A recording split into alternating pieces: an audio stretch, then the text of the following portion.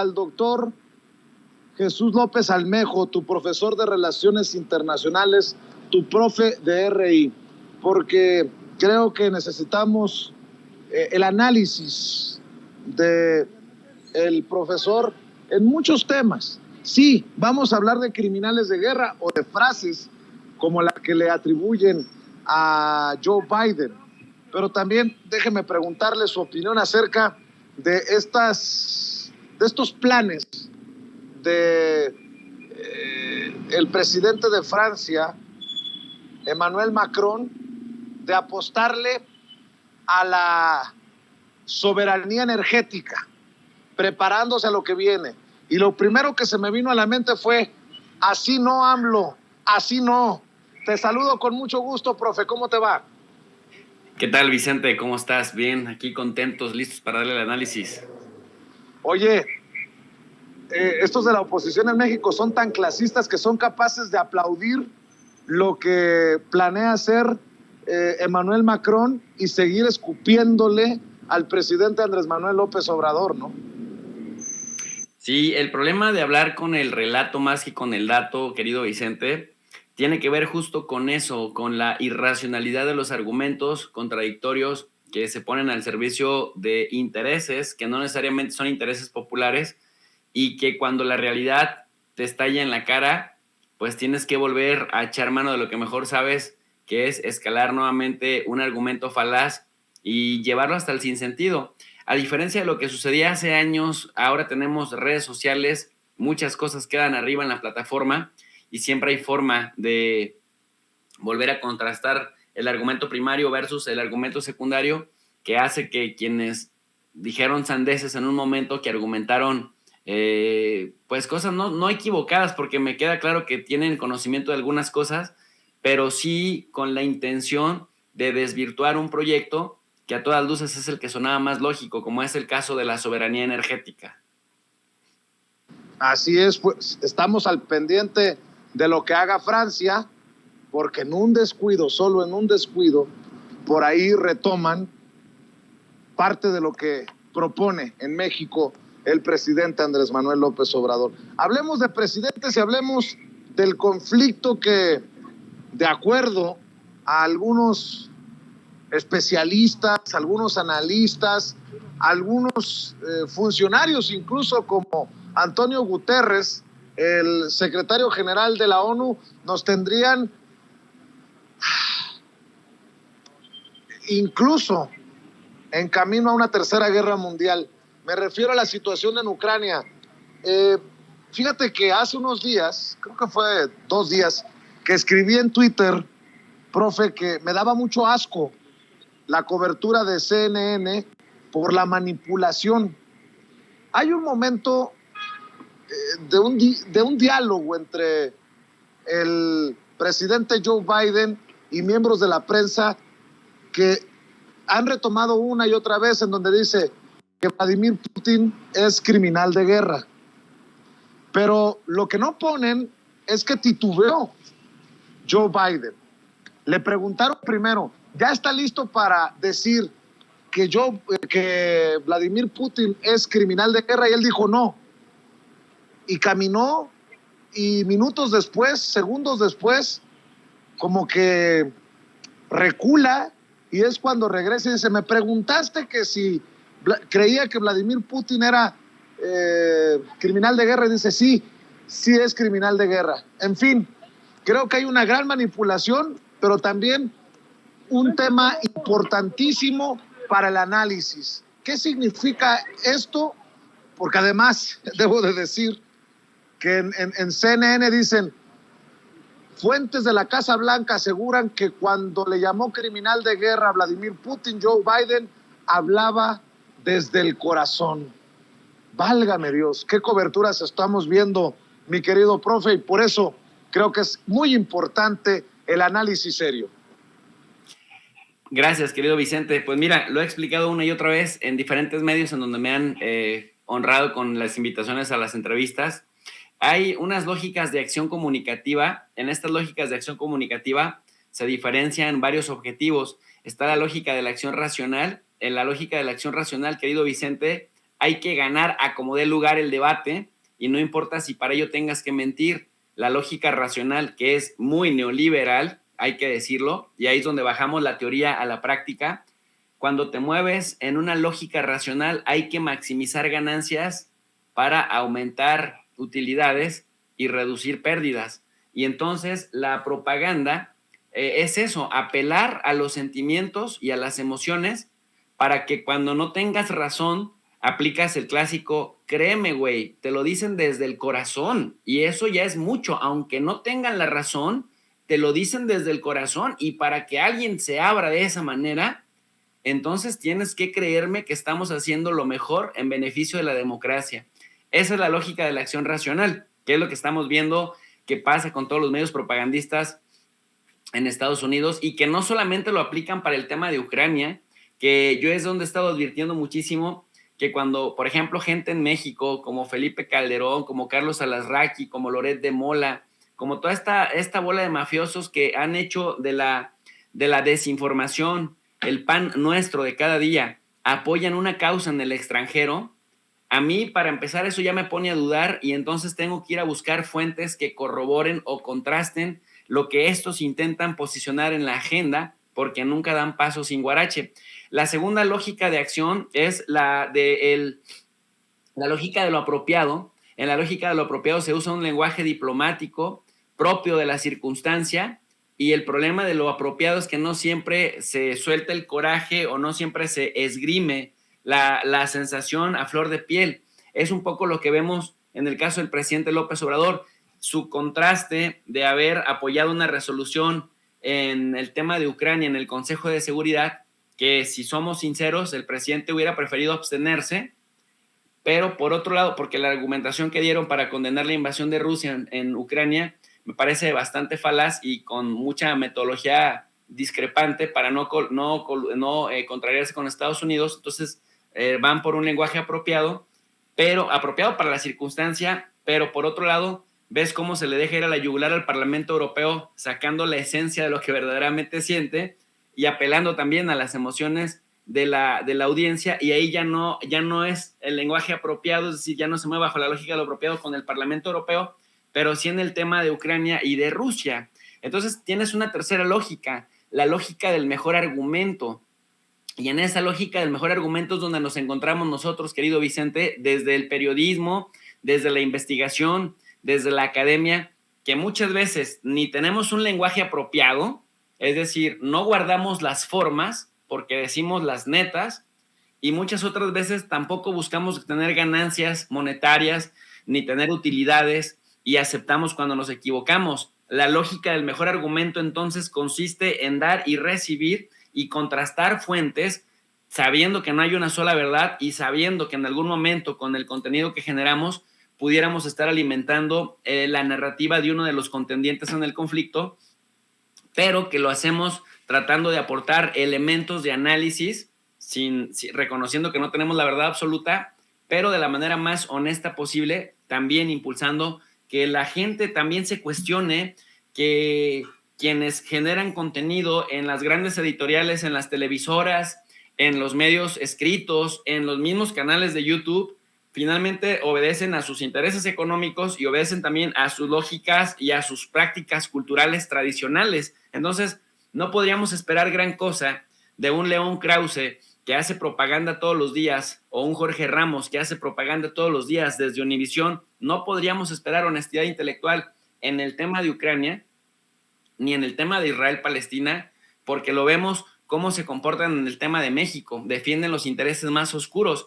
No podríamos sorprendernos con la propaganda de CNN o de NBC News o de Telemundo o de Estrella TV, porque no son serios ni son honestos en la vida cotidiana, en los contenidos que manejan. Por lo tanto, entonces, si identificamos estas lógicas de la acción comunicativa, la racional, la de lo apropiado y la del mejor argumento, entonces eso nos evita entrar en otra situación en donde generalmente vemos estancada la política y las negociaciones, que es en la de la acción retórica, Vicente. En la acción retórica, los contendientes gritan tan fuerte que no se escuchan, intentan imponer sus verdades de tal suerte que el que escucha no oye y el que habla grita pero tampoco está dispuesto a dejarse influir por el otro hasta que la situación revienta sin que los puentes de comunicación se consoliden. Por eso vemos las guerras, por eso vemos las discusiones en los congresos de las repúblicas que pierden toda proporción y toda forma, y también por eso la importancia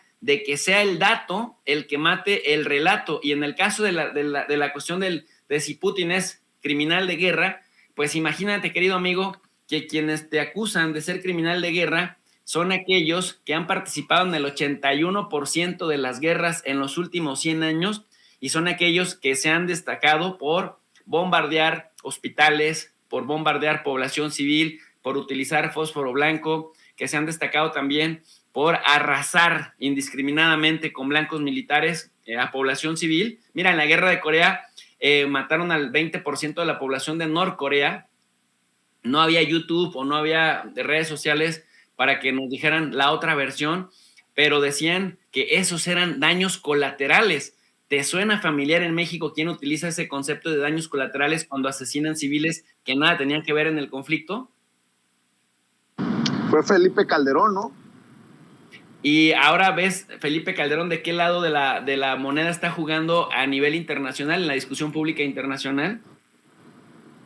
Claro, del lado de Estados Unidos, Europa Occidental, y dicen, I stand with Ukraine. O sea, entonces ya desde ese momento uno empieza a buscar, a contrastar información de estos medios no oficiales que se comportan como lo vemos al interior de nuestro propio país, y cuando analizamos las prácticas y vemos pues que hacen parte de una lógica muy parecida, querido Vicente, no nos extraña por qué, por ejemplo, Antena 3, una televisora allá en España, nos puso videojuegos de guerra como si fuera la invasión de Rusia en Ucrania, y no nos sorprende que presenten a mercenarios que dicen que lo que más les excita en la vida es matar rusos, y tanto rusos como sea posible para poder llegar a las negociaciones fuertes cuando estas negociaciones por fin se den. Entonces, que Joe Biden, que lo han captado con algunos videos en 1997, en 1999, en 1984, diciendo que él sugirió los bombardeos en contra, por ejemplo, en los Balcanes, que además murieron como 5,000 civiles por esos bombardeos, que saquen videos diciendo Joe Biden, yo como senador, como en la Comisión de Relaciones Exteriores, yo fui quien sugirió esos bombardeos en los Balcanes, haciéndole al macho alfa, o que decía que si Israel no existiera en el Medio Oriente, habría que inventar un Israel, con todos los daños que ha hecho a la población civil Israel en estos años, 74 años de sufrimiento del pueblo palestino, o esto que decía también Joe Biden y que fue captado en el Atlantic Center, que es un centro de pensamiento pues bastante belicista, que busca los argumentos para justificar los ataques, diciendo, sabemos que a Rusia lo podemos hacer responder de manera hostil si nos expandimos y si expandimos la OTAN en las fronteras, y que sea ese mismo personaje el que diga, oh, sí, Putin es criminal de guerra y hay que llevarlo a la Corte Penal Internacional. Nada más decir este dato, mi querido Vicente, la Corte Penal Internacional fue acosada y hostigada por Estados Unidos en el año 2000, quitándoles las visas a una fiscal y a sus investigadores, los mismos que habían declarado en la Corte Penal Internacional que iban a investigar sobre los crímenes de guerra y de lesa humanidad de Estados Unidos en Afganistán. En ese momento Trump decidió irse en contra de la Corte Penal Internacional, recordarles que no habían firmado el convenio y que en todo caso no lo habían ratificado, y que les quitaba la visa a todos los investigadores y a la misma fiscal que investigaba sobre esto. De hecho, hoy mismo la Corte en estas semanas ha dicho que le va a pedir permiso, autorización al gobierno de Estados Unidos para poder investigar sus propios crímenes de guerra en Afganistán. Bueno, pues ahora salen con el descaro de decir que van a llevar a Vladimir Putin a la Corte Penal Internacional, a la misma que hace 2 años habían castigado durísimo y la habían descalificado los estadounidenses. Entonces, ya desde ese punto de vista, cuando escuchas a Hillary Clinton celebrar que ya habían hecho esta misma estrategia en 1979 en Afganistán, con los mujahidines torpedeando a la Unión Soviética de entonces, y que podrían tener una actividad similar apoyando insurgentes en Ucrania para desgastar a Rusia en el mediano y largo plazo, y además, pues también celebrar lo de Muammar Gaddafi. Eso te dice mucho, Vicente, de cuáles son las verdaderas intenciones del I stand with Ukraine, más allá de esta retórica emocional a la que apelan siempre, amigo.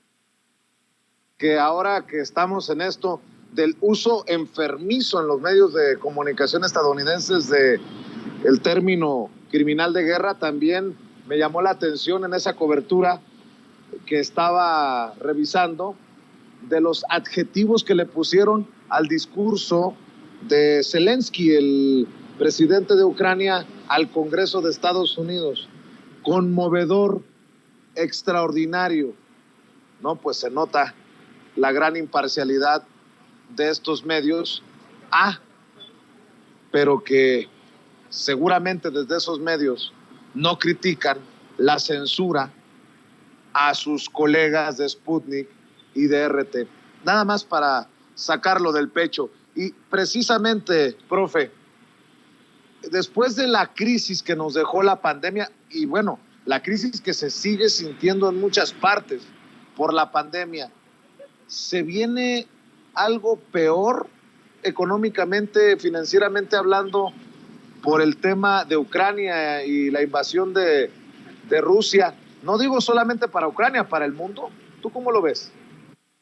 Pues mira, definitivamente, mientras la cuestión de Ucrania no se resuelva, sí, la economía misma pende de un hilo, la producción de alimentos pende de un hilo, el establecimiento o la fijación de precios también penden de un hilo. ¿Por qué?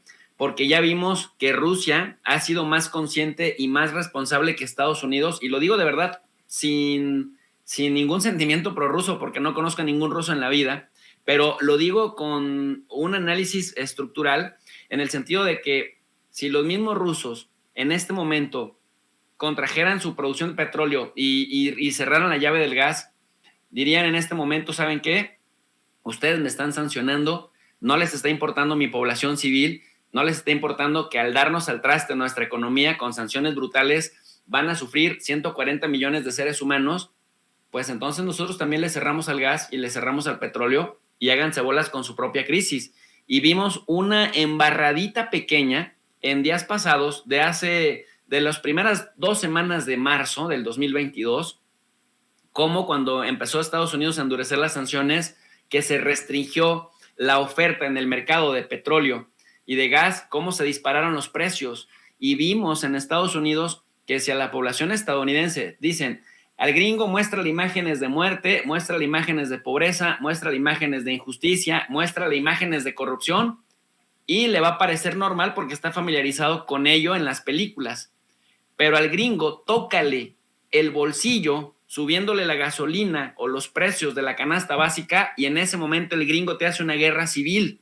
En ese contexto, Rusia podría sabotear sin problema la economía de Estados Unidos y eso sería muy peligroso en el sentido de que efectivamente, si se recorta la oferta, por ejemplo, de granos, de trigo o de maíz o, por ejemplo, de petróleo o de gas, aunque Estados Unidos directamente no depende más que en un 8% de las ventas de petróleo de Rusia y que salieron muy valientes a decir, ya no le vamos a comprar, lo vamos a sancionar, y que me hace mucho acordarme de este meme en donde un osito en el Polo Norte está cortando el hielo, haciendo un círculo alrededor de él mismo, diciendo, estas son mis sanciones para los demás, les dejo de comprar.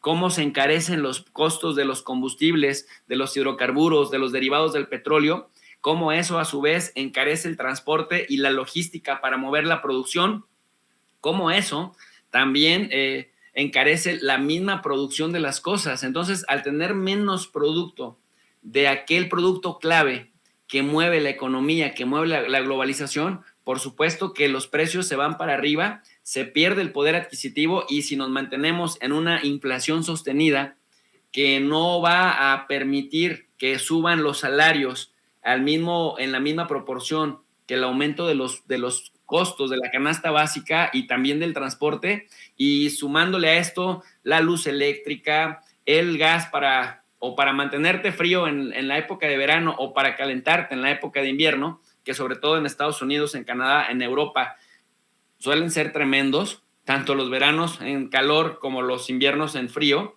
y que con este hidrocarburo bueno, bonito y barato, pues habían estado manteniéndose en un desarrollo consistente, pues claro que sacude la economía y eso nos puede llevar a una recesión mundial. Y la recesión mundial, ya sabemos el ciclo, genera pobreza, aumenta la pobreza, consolida las desigualdades, aumenta la violencia, y esto pues también da pie, Vicente querido, para que se restrinjan conquistas sociales que ya habíamos tenido. Y entonces en esto retomo unas ideas que compartía Pablo Iglesias, el vicepresidente del gobierno español, el creador del partido Podemos, que decía finalmente las guerras derechizan a las sociedades, restringen las libertades y te obligan a sumarte a un discurso único. Dice, pero solo los peces muertos siguen la corriente sin rechistar. Así que mientras tengamos vida y salud, tenemos que estar poniendo las herramientas con las que trabajamos al servicio de la gente para no seguir la corriente sin por lo menos dar la batalla en argumentos, Vicente. Pues qué interesante, profe, siempre escuchar el análisis de estos temas que tú abordas por tu expertise en tu canal y en tu círculo, en tu medio, y para la audiencia de Sin Censura creo que también es fascinante.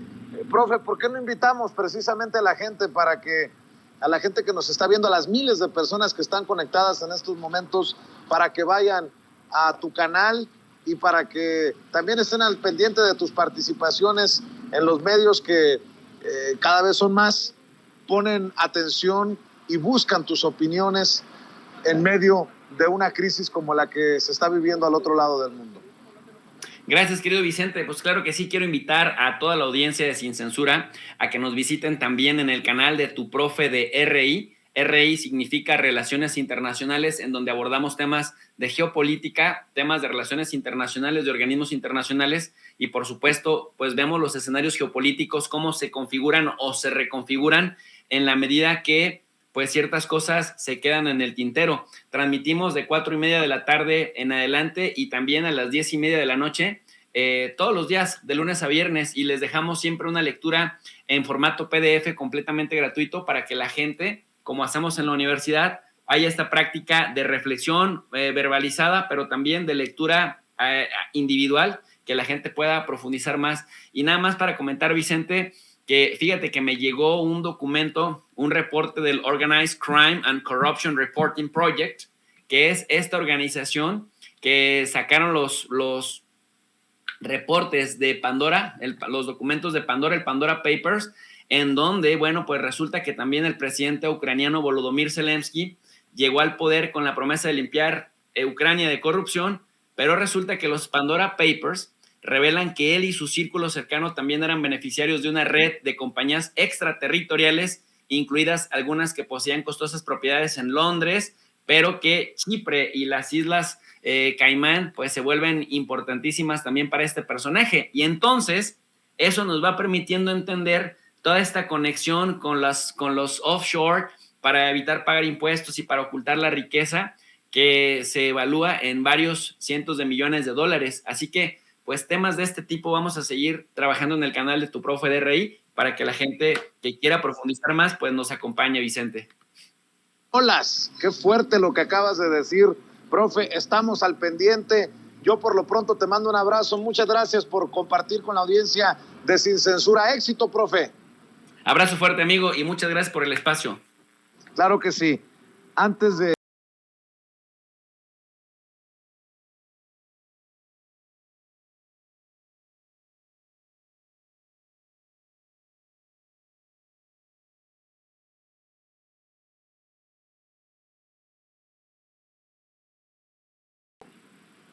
el maestro Jaime Hernández, porque ha sido precisamente corresponsal alrededor del mundo y conoce de estas cosas extrañas que pasan en las coberturas de medios internacionales, y a José Alfredo Gutiérrez Falcón, porque también él puede aportar mucho sobre este tema, porque José Alfredo es máster en Derecho Comunitario Europeo.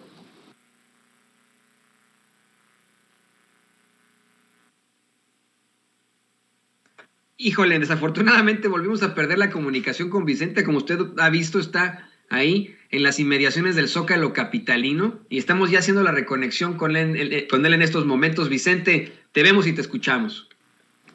Gracias, mi querido Toño. Le daba la bienvenida a dos maestros, a Jaime Hernández y a José Alfredo Gutiérrez Falcón.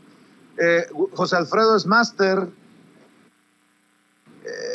en Derecho Comunitario Europeo y el maestro Jaime Hernández es experto en coberturas como corresponsal internacional. Te saludo primero a ti, ¿cómo ves? ¿Me la estoy volando? ¿Soy muy exagerado en todo esto que he planteado, Jaime? No, yo creo que, ¿sabes? Yo creo que el caso de Jorge Ramos para mí ya no tiene remedio. Y con este simple Twitter, Jorge Ramos ha decidido concederle el beneficio de la duda al señor Leopoldo López Gil, padre de Leopoldo López, efectivamente el opositor venezolano. Y te voy a decir por qué. Para empezar, yo creo que Jorge Ramos, a quien yo considero, pero desde hace mucho tiempo, Jorge Ramos para mí, más que ser periodista, es una cabeza parlante. Es una cabeza parlante que acostumbrado a leer guiones a través del teleprompter. Pocas veces realmente yo he visto en acción como reportero de a pie a Jorge Ramos, y quizá eso es lo que le falta a Jorge Ramos. Le falta, y a pesar de que ya está mayorcito, le falta mayor conocimiento de lo que está pasando. Si Jorge Ramos hubiera hecho bien su tarea, sabría que, o a lo mejor sí lo sabe y a sabiendas de eso, lo presenta como un censor del gobierno de México al señor Leopoldo López. Leopoldo López, ya lo hemos visto, el gran Ricardo Sevilla hizo un gran reportaje también, desnudando quién es el señor Leopoldo López Gil. Él es padre de Leopoldo López, pero además fue un líder, multimillonario, un empresario multimillonario venezolano que buscó la protección del jefe de gobierno español, del líder del PP, ahorita me acuerdo de su nombre, que lo acogió, lo hizo ciudadano, le dio un pasaporte y encima lo nominó como candidato al Europarlamento. Hay que tener en cuenta una cosa, Vicente. El Parlamento Europeo en un principio se convirtió en una especie de institución florero, porque no tenía muchas competencias, muchas potestades. Con el tiempo, poco a poco, ha ido ganando en competencias, pero sin embargo carece de representatividad. El Parlamento Europeo tiene una crisis de representatividad, precisamente porque algunos de los diputados que han pasado a formar parte de este Parlamento han sido escogidos a dedo. Es un poco el fenómeno de los plurinominales, que es en México. Los eliges tú, bueno, acomódalo en la lista de plurinominales para que quede electo y se acabó. Entonces, yo creo que eso te demuestra la falta de representatividad de un personaje como Leopoldo López, que además forma parte de una órbita de hombres de negocios muy poderosos, hombres que cuando llega Hugo Chávez al poder salen huyendo de Venezuela, pero se llevan todas sus fortunas. Y en Estados Unidos y en Europa pululan este tipo de empresarios y siempre lo hacen abonando, metiendo dinero a campañas políticas, a cambio de ciudadanías, a cambio de puestos en el Europarlamento y también a cambio de que los gobiernos presionen a favor de sus intereses creados. Entonces, si Jorge Ramos hubiera hecho bien su tarea, le daría, ¿sabes?, más empaque a su información, nos presentaría a un personaje en su exacta dimensión y no solamente como un eurodiputado interesado en la democracia, en la libertad de los derechos de los ciudadanos y sobre todo la seguridad de los periodistas. Es que no te equivocas y lamentablemente yo creo que Univisión sigue teniendo este enorme problema de tener, es ciego a muchísimas cosas, y yo creo que desde hace mucho tiempo la política informativa de Univisión ha dejado de ver la América Latina con los ojos de latinoamericanos. Univisión ve a América Latina con los ojos de Washington, con los ojos del Departamento de Estado y con los ojos de la Casa Blanca. Pero usted no vaya a pensar que la cobertura o la intención de Jorge es anti-AMLO. No vaya a pensar que le ardió hasta en el asterisco la exhibida que le puso el presidente. No vaya a pensar que Jorge Ramos tiene alguna intentona política al entrevistar a Leopoldo López, opositor al régimen de Maduro.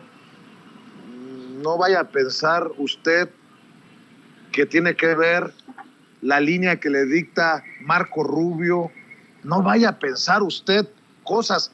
Es un gran periodista, imparcial, comprometido con la verdad.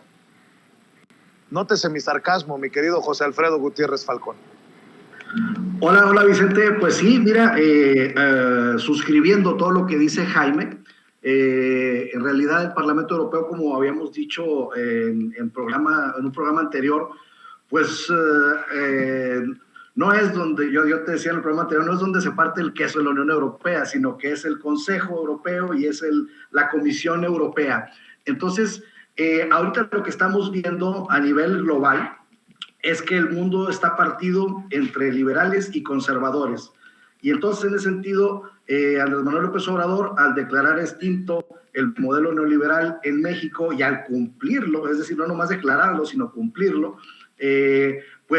empieza a haber un ataque de estos sectores neoliberales que están en todo el globo terráqueo. Es decir, la lucha que está librando la Cuarta Transformación Nacional no es solamente con la gente de aquí adentro del país, sino que está en todo el planeta Tierra. Y entonces, pues bueno, son los empresarios que tienen las grandes empresas de energía, etcétera, etcétera.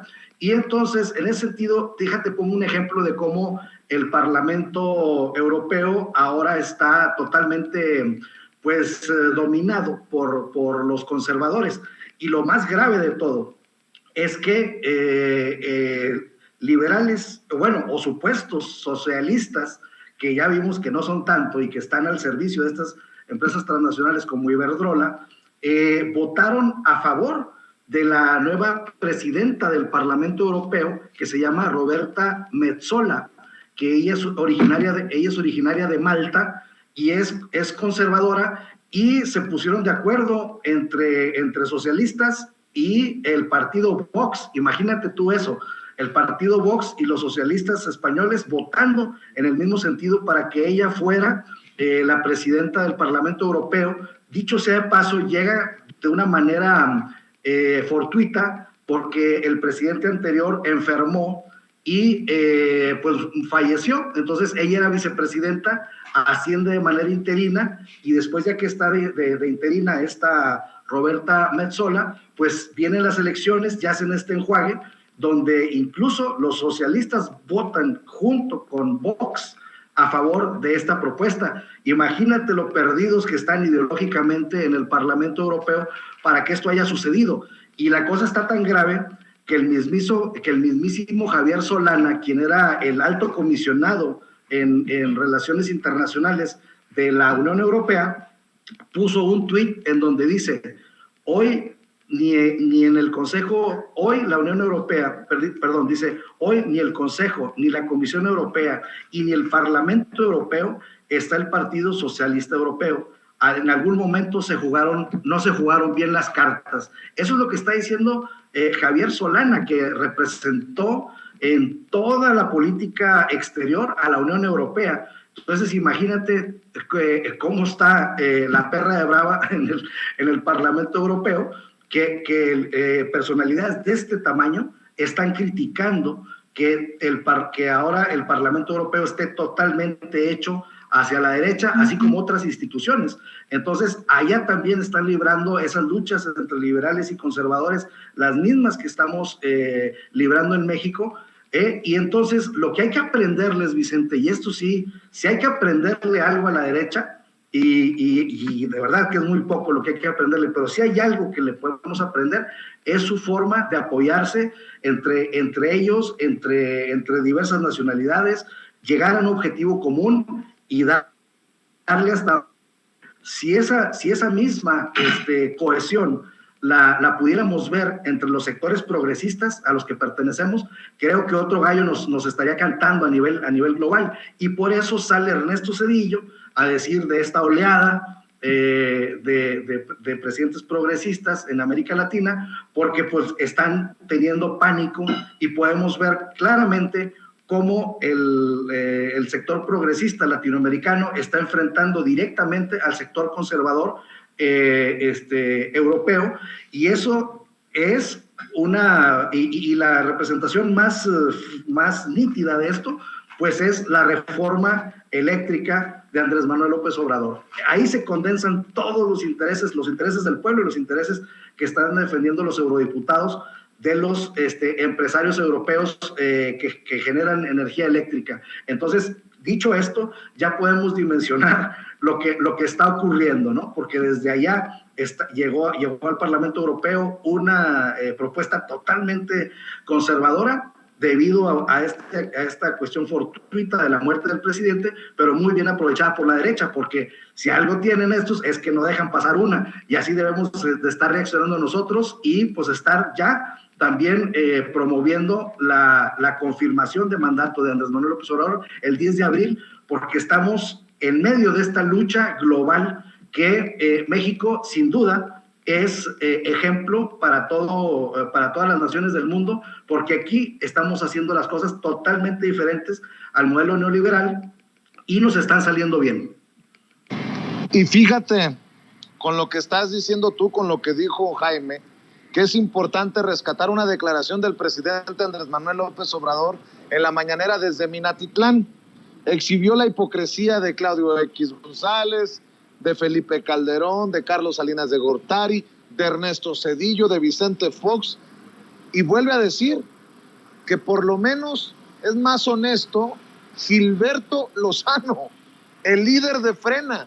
Esto sí que ha de arder en la soberbia política de todos estos personajes. Así lo dijo el presidente. Claudio X González debería estar encabezando esto, Felipe Calderón, Fox, Zedillo, Salinas, todos llamando a votar abiertamente, sin hipocresías. Hasta el señor Lozano está llamando a votar en contra mía. ¡Qué bien!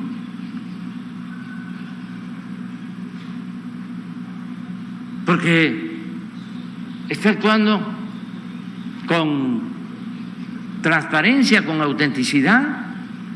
No, los otros ahí, encobijados, con hipocresía. No, vamos mejor a continuar con la guerra sucia para derrocarlo de esa manera, porque esa es una política golpista, ya lo he dicho, muy de moda a nivel mundial. Ya no es porque se ve mal la intervención directa, el golpe de Estado con militares, sino el debilitar al gobernante, socavar. De hecho, Ceci, hay otra declaración casi al final de la mañanera para que nos den su opinión, Jaime y José Alfredo, en donde el presidente dice que no le enoja lo que diga Zedillo, que al contrario es un timbre de orgullo, y ahí arrasa con todos, hasta con don Vargas, hasta con Vargas Llosa.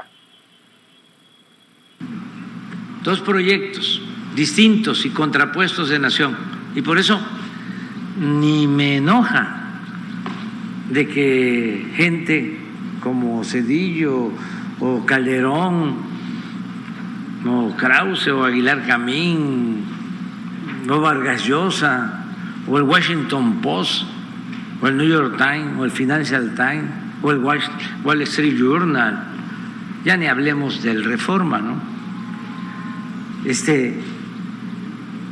Es un timbre de orgullo, me llena de satisfacción el que estén en contra de nosotros. Si estuviesen a favor de nosotros, entonces sí me preocuparía. Diría, ¿qué está pasando? Fue puro jarabe de pico lo de la transformación, sigue lo mismo, es más de lo mismo, es gatopardismo, eso que consiste en que las cosas cambian en apariencia para seguir igual. No. Si Zedillo declara eso. Y así fue como el presidente Andrés Manuel López Obrador después dijo, hay que irnos a echar unas picaditas después de haberle pegado unas picadotas, ya saben por dónde, a todos estos personajes. Mi querido Jaime, pues el que quiera entender, que entienda, el que quiera ver, que vea, el que quiera escuchar, que escuche. La guerra a todo lo que da, y se las ha puesto más claro ni el agua a la gente que ve la mañanera, el propio presidente Andrés Manuel López Obrador. Sí, fíjate que yo creo que la última parte de la intervención del presidente López Obrador es la que desde mi punto de vista tiene más sustancia, tiene mayor calado, mayor profundidad, y te voy a decir por qué. Efectivamente, hasta ahora se ha dicho que la vocación para revocación de mandato es para que continúe en la presidencia Andrés Manuel López Obrador. Pero lo que dijo hoy en esta intervención el presidente es lo realmente importante. Estamos ante dos proyectos de nación. ¿Quieren que sigamos como estábamos antes o quieren que optemos por lo que yo estoy impulsando, la cuarta transformación? Y esa es la verdadera cuestión. Para mí ese es el nudo, y es lo que tenemos que tener en mente la mayoría de los mexicanos que vayamos a votar el próximo 10 de abril, y te voy a decir por qué. Mira, apenas ayer, y esto fue muy interesante, apenas ayer el presidente de Francia, Emmanuel Macron, reconoció por primera vez que Francia ya tendría que mirar hacia un modelo de gobierno y de Estado en donde el Estado tuviera mayor control de la industria eléctrica y energética petrolera. Y claro, todo el mundo se sorprendió en unas declaraciones que Macron intente ahora tomar el camino que ha tomado Andrés Manuel López Obrador. A mí se me hace realmente esclarecedor, porque efectivamente ya todo el mundo se está dando cuenta que el haberle apostado al hipercapitalismo, el haber apostado por el neoliberalismo, está trayendo consecuencias muy nefastas, ha traído consecuencias muy nefastas, sobre todo a la luz de lo que ocurrió con la pandemia, donde si no hubiera sido por la intervención de los estados, yo no sé qué hubiera pasado, específicamente en el caso de México y otros gobiernos de América Latina. Entonces, la pandemia dejó al descubierto muchas de las carencias que tiene el modelo neoliberal, que se desentiende de los más desprotegidos, de las grandes mayorías, e impone las reglas del mercado. Entonces, yo creo que estamos efectivamente ante un dilema, ante una coyuntura que se tiene que reforzar aún más el próximo 10 de abril. Y otra cosa interesante que tiene que ver esto con las palabras de Ernesto Zedillo. Hay que tener en cuenta que Ernesto Zedillo ahora sí que ha estado demasiado tiempo en Salmuera gringa, no ha salido de la Universidad de Yale y él es director del Centro de Globalización. Y a mí me parece increíble que un personaje como Ernesto Zedillo, siendo director del Centro de Globalización de la Universidad de Yale, sea incapaz de ver lo que está ocurriendo. Personajes como Emmanuel Macron diciendo que el Estado tiene que volver a tomar las riendas del sector energético, o pensadores como Thomas Piketty. Thomas Piketty fue uno de los grandes defensores del neoliberalismo. ¿Y qué está diciendo ahora Thomas Piketty? Está retrocediendo, ha metido reversa y ha dicho, señores, la cagué, me equivoqué. Tenemos que buscar por un nuevo modelo económico en donde hay un mayor equilibrio. Y ese equilibrio solamente lo puede conseguir el Estado. Y si creen que les estoy mintiendo, lean, miren, fíjense, la portada del último libro de Thomas Piketty, Viva el socialismo. El hombre que defendió el modelo neoliberal ahora dice que vive el socialismo. ¿Por qué? Porque es necesaria una mayor intervención del Estado. Entonces, a mí, francamente, si yo fuera el presidente de la Universidad de Yale, yo diría, bueno, este señor, Ernesto Zedillo, es un papanatas. ¿Cómo es posible que no se dé cuenta que mientras pensadores, jefes de gobierno de Estado, están haciendo un llamado a favor de reconsiderar el modelo neoliberal, que no ha resuelto y no resolverá el tema de la pandemia, que no va a resolver el tema del cambio climático, que no va a resolver el tema de las catástrofes naturales? Ahí se necesita la intervención del Estado. Entonces, resumiendo, el llamado del presidente a favor de un cambio de modelo es por el que seguimos apostando mucha gente, y no queremos que regresen los emisarios del pasado, porque los emisarios del pasado ya se repartieron, se hartaron de repartirse la banca, telecomunicaciones, en fin, el sector de la construcción. Entonces, eso es lo que está verdaderamente en juego, y qué bueno que el presidente dice, no, gatopardismo no, cambio, transformación como el que propuse en la 4T.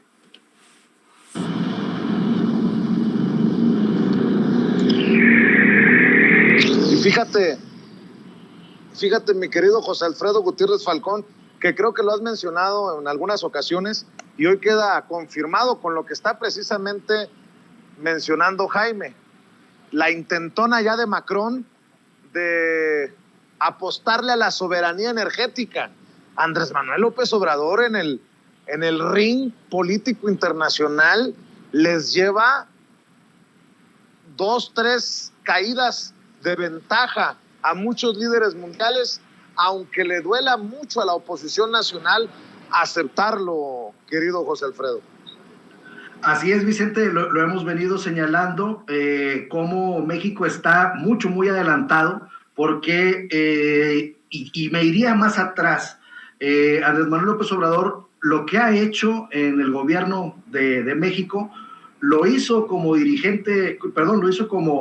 director del Instituto de Pueblos Indígenas en Tabasco, lo hizo como jefe de gobierno del entonces Distrito Federal, y siempre ha sido su sistema de trabajo, siempre ha sido, si vemos los compromisos que hizo Andrés Manuel López Obrador como candidato a la jefatura de gobierno del entonces Distrito Federal, y si vemos los 100 compromisos con la nación que hizo en el Zócalo de la capital mexicana, pues hay una... es casi igual lo que está proponiendo Andrés Manuel López Obrador. Yo se lo atribuyo mucho, Vicente, a que en 1973, cuando Andrés Manuel López Obrador llega a la Universidad Autónoma de México, es cuando se da el golpe de Estado en Chile, y luego viene se exilian en México muchos profesores chilenos que van a la Universidad Autónoma de México, y entonces Andrés Manuel, en su primer año de que está estudiando administración pública, le dan clases estos maestrazos que venían de Chile huyendo de la dictadura, y también empieza en 1973 la catástrofe de los Chicago Boys en Chile, en donde están aplicando a rajatabla el modelo neoliberal. Fue el primer laboratorio del neoliberalismo en el mundo. la República de Chile. Entonces Andrés Manuel López Obrador conoce desde ese entonces pues lo perjudicial que es este sistema impuesto después por Ronald Reagan y Margaret Thatcher en todo el mundo, después de que Pinochet acepta ponerlo a rajatabla en Chile. Y entonces, por eso yo siento que Andrés Manuel López Obrador, desde que se gradúa, desde que sale de la UNAM y llega al Instituto de Pueblos Indígenas en Tabasco, su tierra natal, empieza a aplicar políticas totalmente contrarias al neoliberalismo.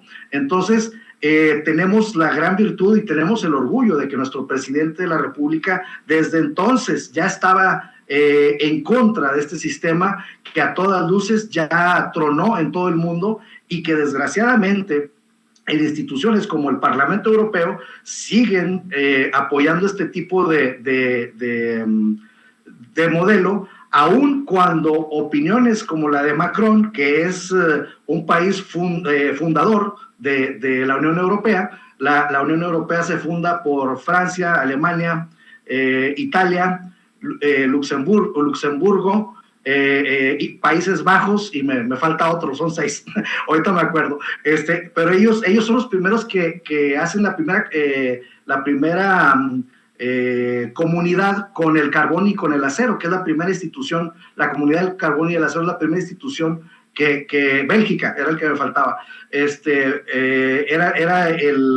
la primera institución comunitaria. Entonces vemos cómo ya Macron dice, oye, pues se me hace que ya no salió bien, pero hay gente como la gente que maneja la energía, pues que siguen queriendo dominar, que no debemos olvidar de que Iberdrola, por ejemplo, tiene como empleados a funcionarios del PP y a funcionarios del PSOE, y se lleva a funcionarios o exfuncionarios como Felipe Calderón y la secretaria de Energía en tiempos de Calderón. Entonces ellos acaparan todo el poder político para seguir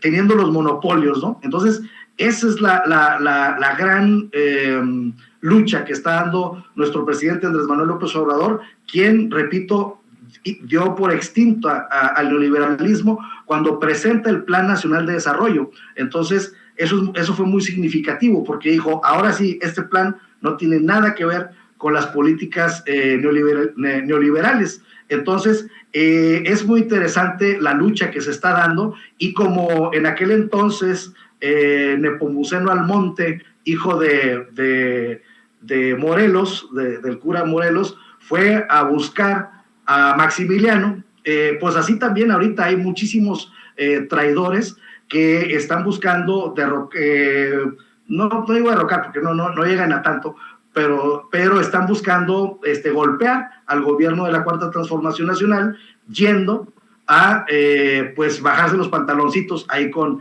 el Parlamento Europeo y a hacer lobby, y vayamos a saber qué otras negociaciones hagan por debajo de la mesa con tal de que haya este tipo de pronunciamientos y que después salga Zedillo diciendo una cosa por el estilo. Pero pues estamos en una lucha interesantísima donde México es protagonista. ¿Por qué somos protagonistas? Porque somos un país que, declarando muerto al neoliberalismo en nuestro país, tenemos una economía de las mejores del mundo en respuesta después de las crisis que acabamos de pasar. Tenemos un peso resistente incluso a la guerra entre Rusia y Ucrania. Entonces esto nos da, ahora vamos a ser autosuficientes en gasolinas, cuando dependíamos en 80% hace 3 años y medio con Enrique Peña Nieto. Ahora con Andrés Manuel López Obrador, en 3 años y medio ya vamos a lograr la autosuficiencia en materia de gasolinas, lo que es pues es una muestra para el mundo de lo que se estaba haciendo con el modelo neoliberal. Estaba perfectamente mal hecho. Entonces debemos de estar conscientes de que los ataques se van a seguir dando, porque México representa un lugar muy especial ahorita en la historia por nuestra posición geográfica, por nuestra relación con Estados Unidos, nuestra relación con América, nuestra cercanía con Europa, y entonces esto tiene que verse en este entorno, y de que van a venir más golpeteo va a venir, pero siento que cada vez con menor sustancia y con menor eficacia, porque ya se está desquebrajando el modelo neoliberal, y como decía mi compañero, Macron ya está dando esa idea, ¿no? Desde Francia, que, como repito, pues es un país importante porque es fundador de la Unión Europea. Dejemos aquí la mesa de diálogo, si les parece, y mi querido José Alfredo Gutiérrez Falcón, recordémosle a la gente en dónde apoyarte, en qué trincheras, en qué cuentas, por dónde te apoyamos. Gracias, Vicente. Pues en Twitter estoy como @Gutiérrez Falcón, y en Facebook estoy como JA Gutiérrez Falcón. Ahí podemos charlar y conversar. Estoy encantado siempre de conversar con el auditorio de Sin Censura. Muchas gracias, José Alfredo. Y mi querido Jaime Hernández, ya se viene también tu programa más al rato. Hay que invitar a la gente para que se sume a tu canal de YouTube, para que te sigan en redes y para que lean lo que estén publicando en la Jornada Sin Fronteras. Sí, me voy a tomar la licencia, querido Vicente, de presentar a uno de mis colaboradores. Es nuestro ideólogo de cabecera, se llama Yago. También ha sido enviado especial a Ucrania. Hace poco regresó muy madreado de la cobertura en Ucrania. Lo pongo porque en el chat me estaban preguntando por Yago, insisto que es nuestro ideólogo de cabecera del programa No Apto para Cínicos, que transmitimos todos los días de las 14 horas a las 15:30 horas. Espero que se suscriban y nos sigan. Y también les pido que nos sigan a través de nuestras redes sociales, @Jaime Yourno o Journo, y también a través de la sección La Jornada Sin Fronteras del gran periódico, nuestro gran periódico La Jornada, baluarte de la libertad de expresión. Pues ahí te dejo, querido Vicente, y bonito fin de semana. Gracias, mi querido Jaime, gracias, José Alfredo, y prepárense porque vamos a dejar la víbora chillando. Amigos, amigas, regresamos en breve, pero mientras seguimos hablando sin pelos en la lengua, sin censura, usted puede suscribirse a nuestros 3 principales canales en YouTube.